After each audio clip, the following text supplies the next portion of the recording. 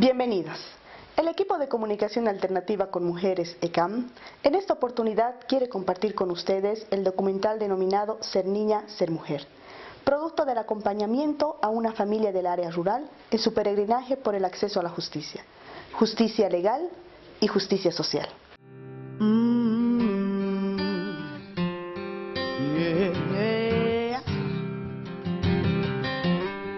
Entre tanta oscuridad,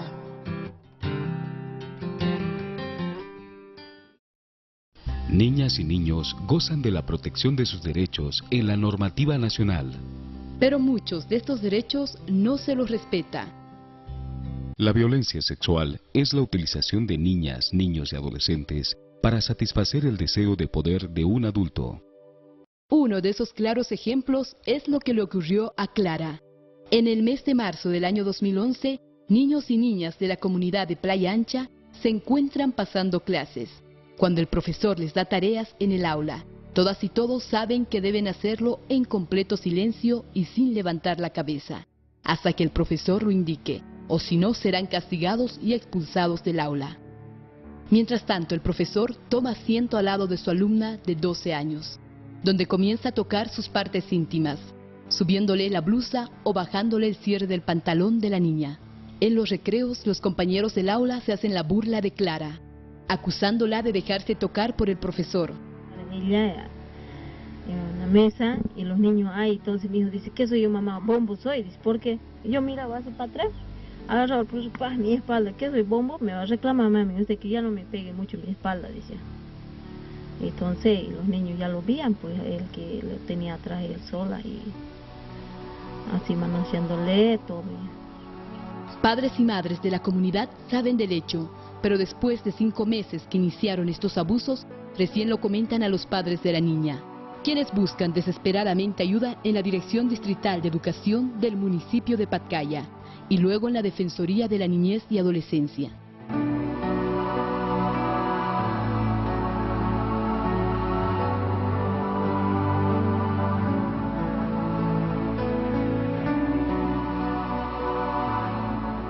En ese momento del hecho, el gobierno municipal de Patcaya, a través de la unidad de la Defensoría de la Niñez y Adolescencia, contaba con la abogada, la jefa de unidad, y un psicólogo también que trabaja en esta oficina. Como usted comprenderá que son elementos de recursos humanos insuficientes para poder atender a 84 comunidades con que cuenta nuestro municipio, ¿no? Justamente en esas fechas, la encargada de la Defensoría estuvo de baja médica, motivo por el cual mi persona asumió durante ese mes el cargo, ¿no? En su reemplazo. Yo a los días que tomé conocimiento, inmediatamente instruí al psicólogo de la institución para que pueda constituirse a la comunidad de San Telmo, donde se había cometido el hecho.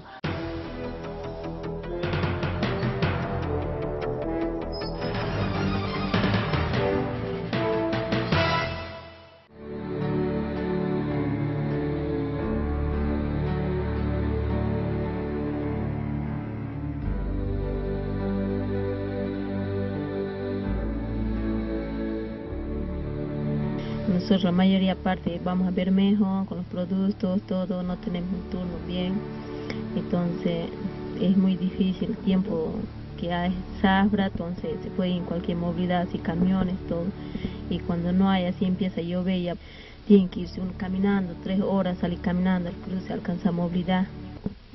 A veces sí, pero a veces también como nos queda difícil para ir hasta las autoridades de Patcaya, no podemos irnos.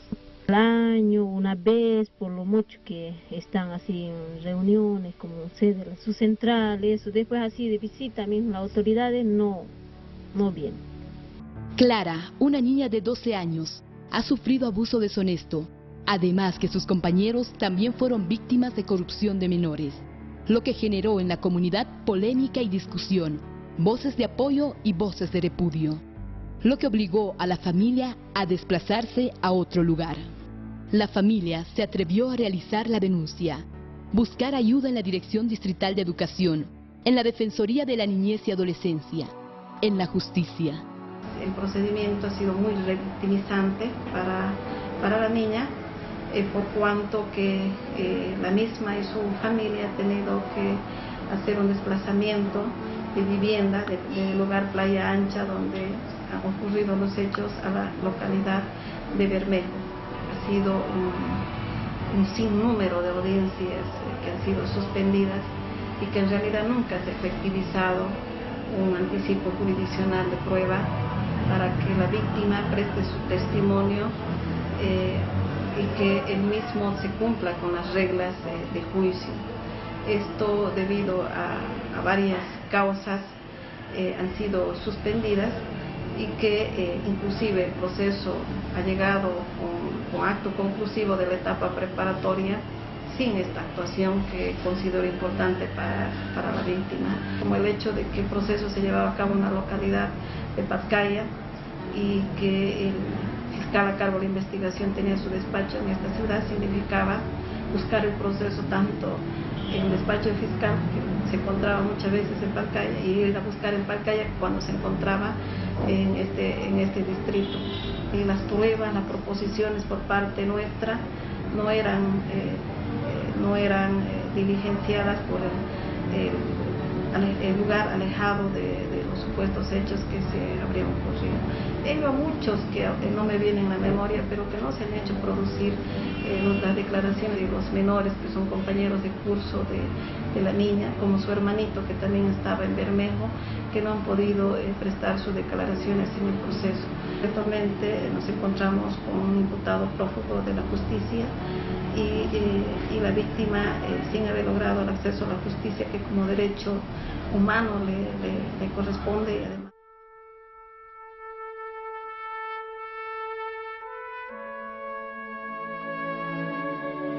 en este caso concretamente está claramente demostrado las relaciones de poder que se dan en un profesor de escuela al realizar abuso deshonesto a una niña alumna de la escuela donde él impartía conocimiento.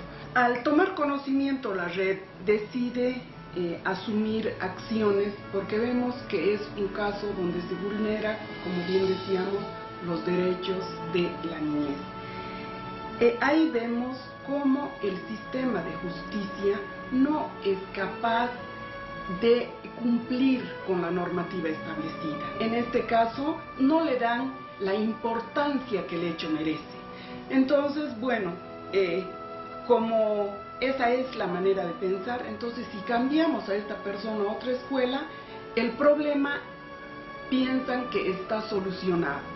Ante esta situación, la red piensa que una de las acciones importantes es sentar la denuncia ante la Defensoría del Pueblo, donde se dicta una resolución defensorial, ¿no?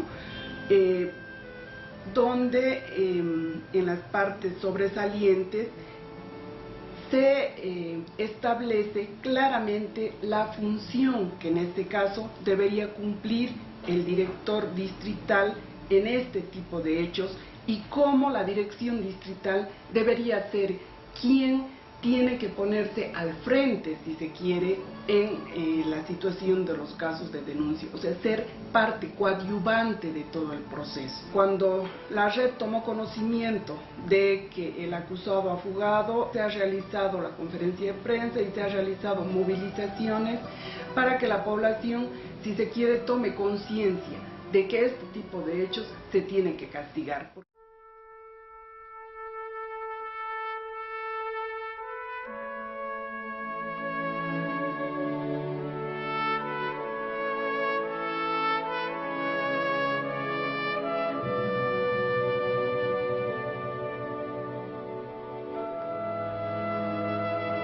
Salen a relucir muchos mitos, muchas falsas creencias que ponen en duda, en tela de juicio, la conducta de la niña frente a la conducta de una persona que dentro de la comunidad rural es reconocida con cierto grado de poder y de autoridad y de prestigio también.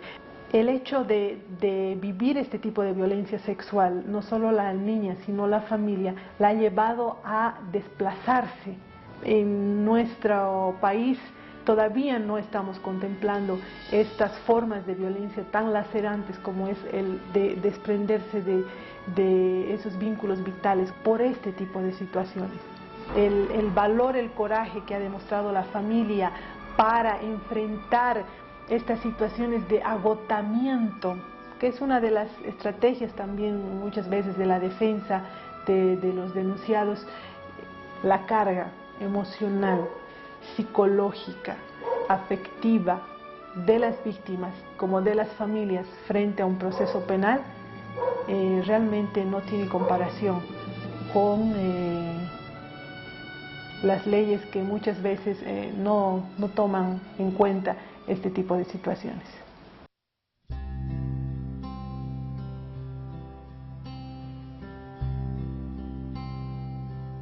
Ha sido un golpe muy duro para mí, sobre todo ha sido para mi hija, mucho ha sido un sufrimiento para mí, aparte de eso, de que no han tenido recursos para andar.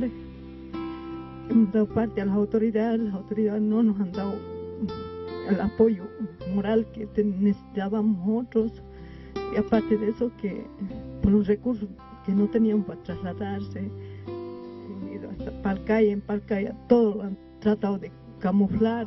Lo que venía, él me dice, ¿usted qué? Yo lo voy a ir con recursos. Yo dije, mi hija no está en negocio, no está en venta.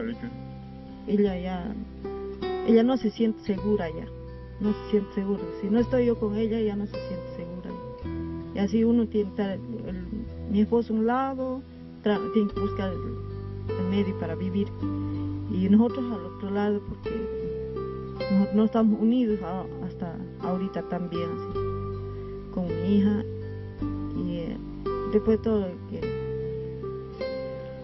afectadamente, porque es una, ¿cómo puedo decir? Es un trauma que nos sigue a nosotros. Olvidarlo difícil es. Y mi hija dice, yo no quiero ir arriba a la comunidad porque me da vergüenza de ir. Ella siente vergüenza de venir aquí.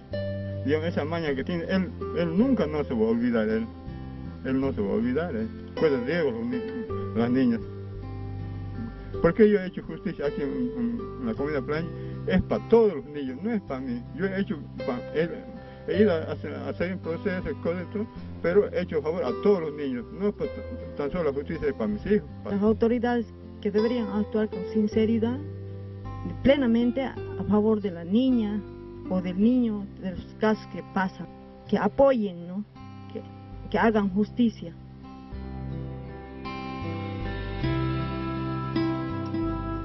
Seis audiencias de medidas cautelares suspendidas, 10 audiencias de anticipo de prueba suspendidas, 7 audiencias de modificación de medida cautelar suspendidas, 3 audiencias de actos conclusivos suspendidos. 26 de junio del 2012, el acusado se dio a la fuga. En Bolivia, 1 de cada 4 niñas y 1 de cada 7 niños es agredido sexualmente antes de cumplir los 18 años. El delito es perpetrado en un 90% por personas conocidas y cercanas de las víctimas. Ni en el ámbito de la justicia ni en el ámbito de la educación se ha hecho justicia. No se tomó en cuenta su situación de humana, de estudiante, de niña, ni las consecuencias físicas y psicosociales, especialmente por ser mujer. Para que el sol siga brillando para nuestras niñas, niños y adolescentes de nuestro país.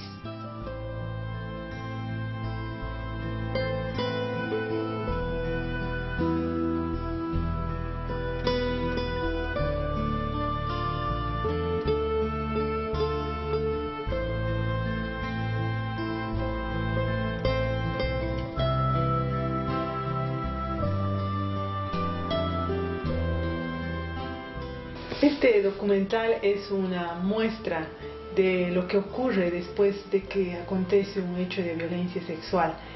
Estamos aquí para continuar conociendo qué ocurre detrás de un hecho de violencia sexual.